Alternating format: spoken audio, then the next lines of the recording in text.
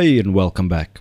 In this lesson, we are going to start with the actual compositing process to extract all those render passes that we rendered from within Blender and kind of put them together again to form our beauty pass or the combined pass. Now, before we start, there are actually many different ways to composite these passes together. There are a more comprehensive way where we extract all the different layers or all the different passes that will give you full access or full control to all the individual things like the specular highlights, the reflection, the indirect glossy, the direct glossy, all of those things. And then there's a more easier way that most people use. So I'm going to show you the difficult or the more comprehensive way first, but we are going to use the easier way going forward in this course. So I just want to give you guys the rundown of the more comprehensive way first, so you kind of understand how to do that if you need to. But as I say, for most projects, I just use the easy way. And many big studios will use a more comprehensive way, and that will give you more flexibility and more control down the pipeline where you don't have to go back and re-render some of the shots. But usually in a smaller studio environment, you can kind of go back and re-render if you really need to change just like the specular highlights of an object.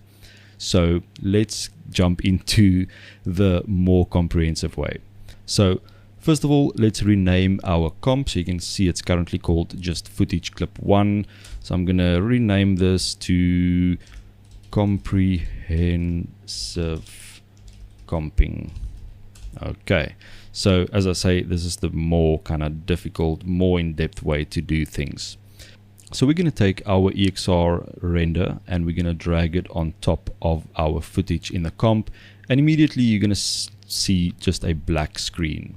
Now we need to extract those passes individually using an effect in After Effects.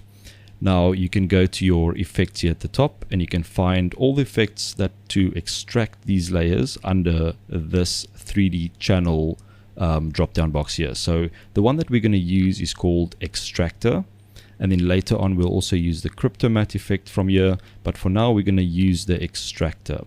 Now I'm using a plugin from Video Copilot called FX Console, where you simply select the layer and then you press a shortcut, in my case Control Tab, and then you can simply search for an effect. Like I can simply type here Extractor and I can choose that effect from here. So I'm going to use that going forward, but as I mentioned, you can go to the effect drop down here at the top and choose that effect from here. You can also just Google Video Copilot FX Console. It's a free plugin and it's really helpful. It just speeds up your work a lot. So I'm going to add that extractor effect to this render layer. So let's just add that effect.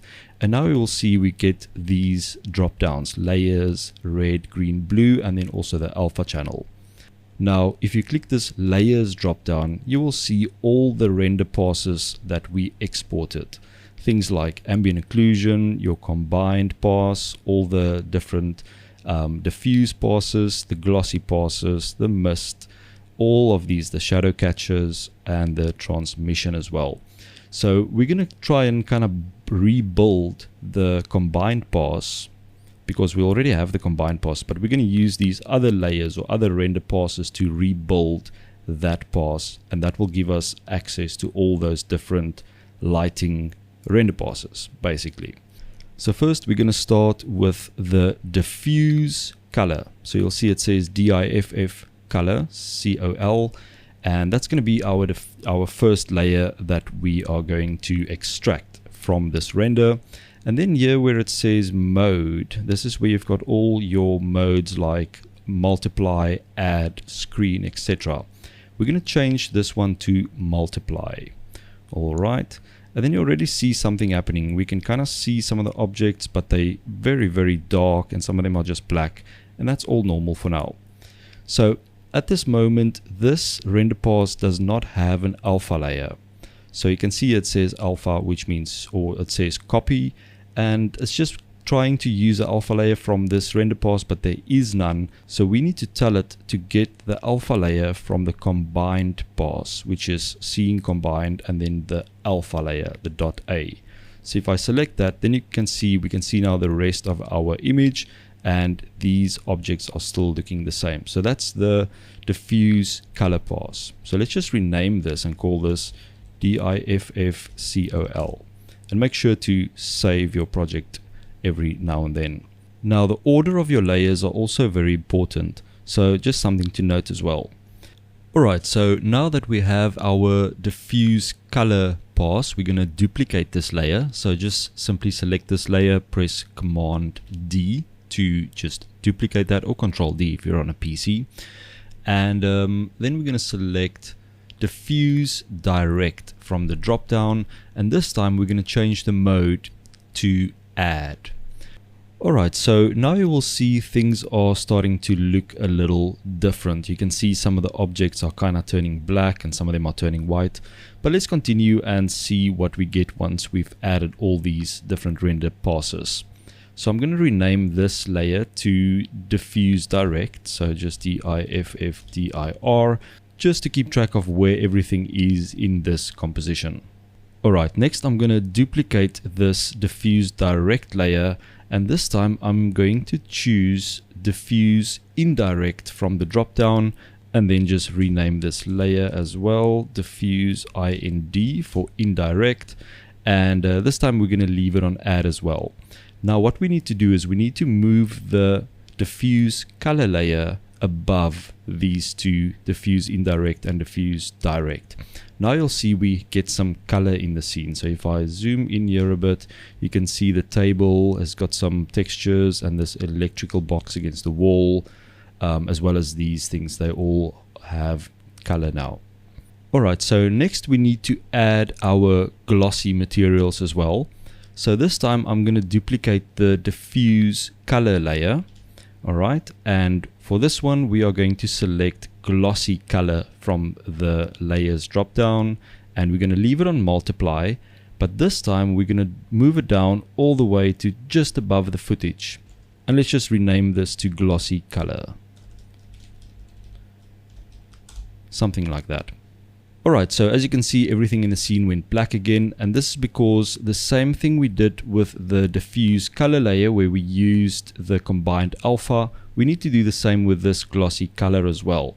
So on the glossy color layer, just select next to alpha, we're going to select the scene combined alpha, and that will kind of just use the alpha from that other combined render pass.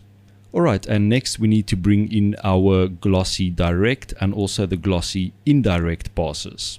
So for this I'm going to duplicate the diffuse indirect, and let's just move it above everything.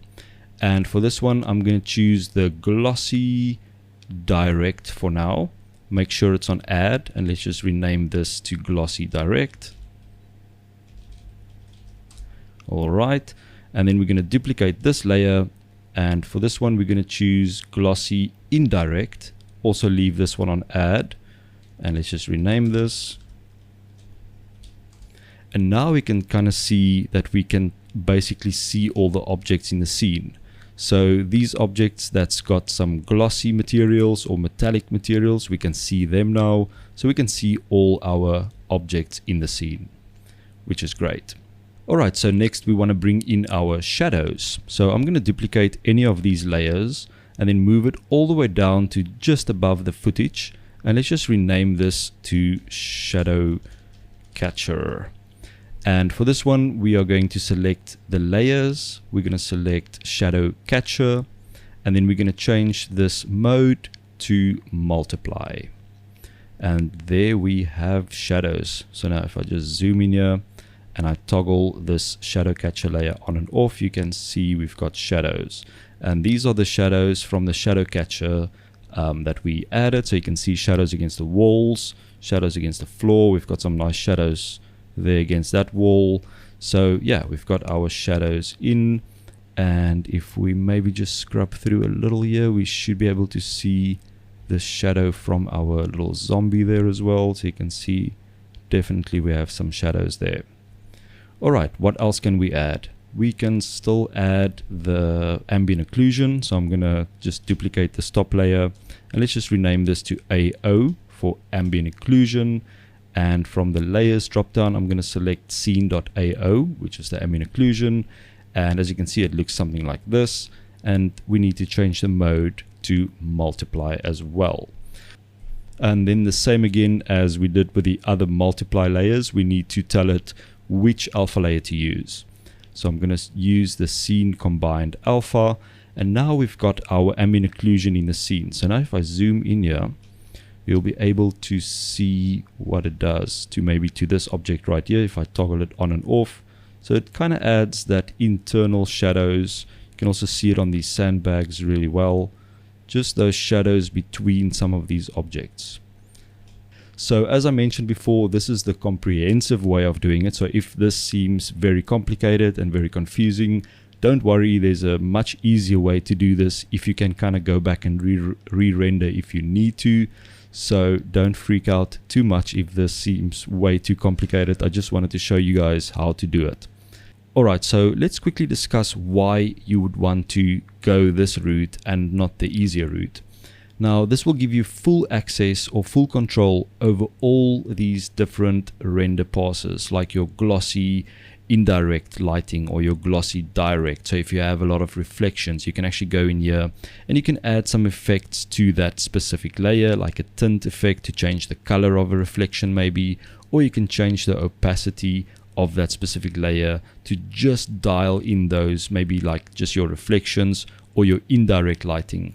So this will give you extremely detailed control to manipulate your renders in After Effects or in any other compositor, and that means you don't have to go back to Blender to re-render. Let's say you want to change the color of a certain reflection, then you don't have to go back and re-render it. You can actually do it all in your compositor.